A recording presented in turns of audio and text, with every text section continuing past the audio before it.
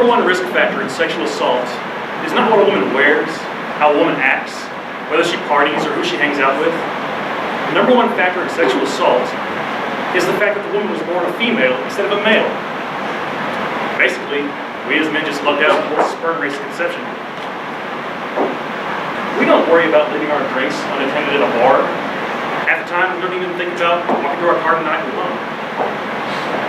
We take a lot for granted. These men that are performing here tonight generally try to avoid the, if you're not part of the solution, you're part of the problem mentality. But violence is somewhere where we all adhere to that attitude. If you think this is an area where it will never apply to you, like in high school where you thought, how in the hell is calculus going to be the least bit relevant to my life? Well, then you're wrong. Violence can and does affect us all. It is way past time to get angry, to get vocal, to get active, and do something to change the way we view violence and sex in our society. Maybe you can put yourself in her shoes for a while. Woo!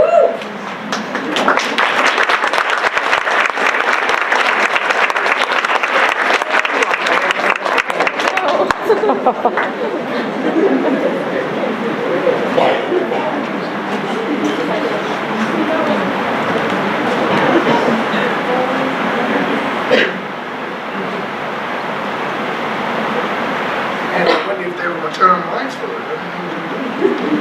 Nobody heard that. The erogenous zones for women. The back of the neck, the earlobe, the lips, the throat, the nipples, 2 inches below the belly button, the end of the arm, the wrist, the fingers. I love the inner thighs. The ass, gotta have that ass. Behind the knees, of course, the neck, the toes, I've done this one. The forehead, the happy ladybug, the clitoris. The erogenous zones for men. The penis.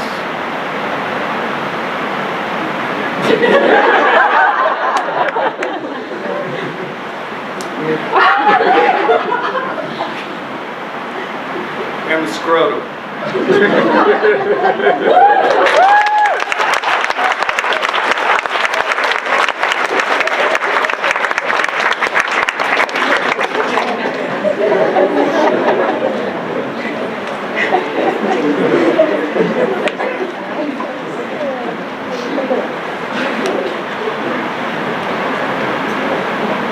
Don't you hate it when guys say, I know what it's like to be a woman?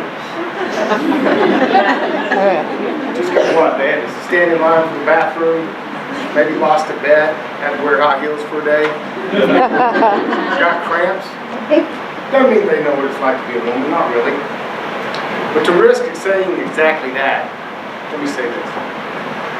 I've had some unwanted sexual attention from a man, so I had a small taste of what women have to go through. This happened in all places at the Mahon Public Library. Last summer there was about a month there where I was going to the library every day to do some research for a screenplay I was writing. And as a writer, I'm really good at not writing. I usually sit down, fire up the computer, and realize I have to pee. So to get over my procrastination, I usually just go to the bathroom first.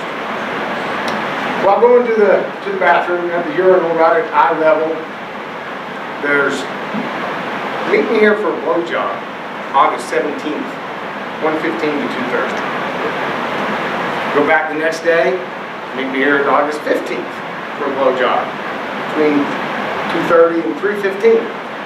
Next day, go in, message was the same, time and date had changed. So, I started to notice the time of day in a whole new way.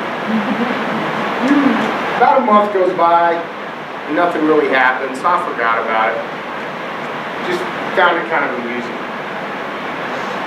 So one day, I walked into the library, realized I had to pee, headed to the bathroom. This guy, about 25 years old, pops off the couch, and man, he's right on my heels. I'm thinking, man, this guy really needs a piss. When I pull up to the urinal, he comes up, gets the one right next to me. Hey, how's it going? Now that should have been my first clue. Guys usually don't make talk of how's it hanging. You know, girls may do that, a little small talk, but guys typically don't. But I replied, I'm fine, how are you doing? He says, oh yeah, great, great. Yeah, doing good. Then I actually seen he picks, kind of peeks over the partition there. Now that definitely should have been my second clue. And it was just kind of weird seeing that guy do that.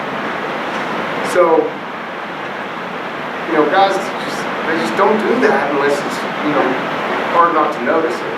Now that's no pun intended. But I turn to leave and he turns toward me with a semi-erect penis and he's displaying it like it's the best piece of meat in the butcher shop.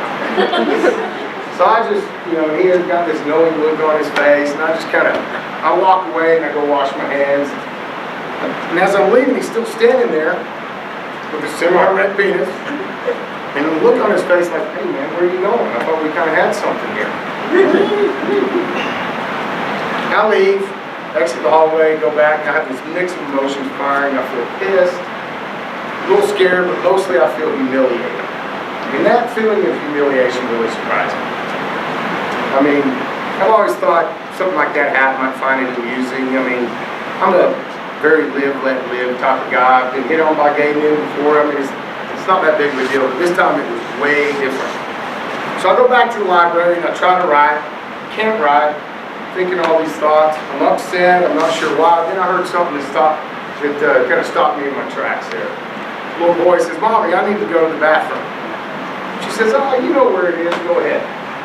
Well, this is where I piped in. I said, ma'am, you need to take your son to the ladies' room. There's some guy in there, and kind of weird. I just don't feel too safe about it. She kind of gives me this weird look, but she takes her son to the ladies' restroom. And I go back, and I'm thinking, you know, this is a public library bathroom. This isn't some abandoned bathroom out on the interstate somewhere. I mean, there's 3 schools just blocks away, kids that are in and out of this place constantly.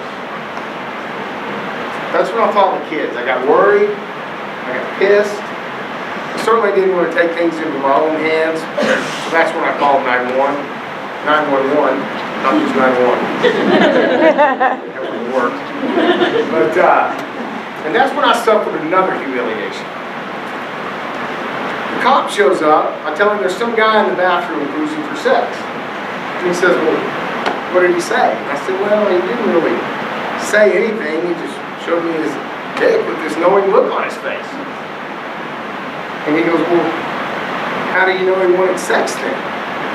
I said, well, officer, I don't know how often you've had guys show you their semi-erect penises in the bathroom.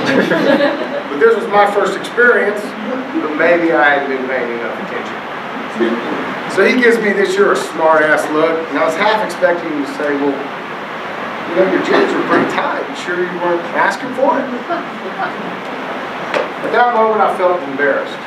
And I know it's only 1/10 of 1% that women must endure when they are questioned about sexual harassment or rape and their worries put to question.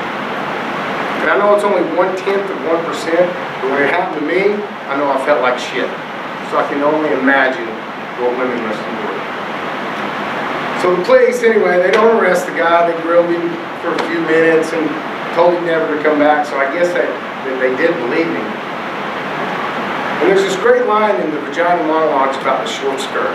And it goes something like this. Just because I'm wearing a short skirt does not mean I want you to fuck me.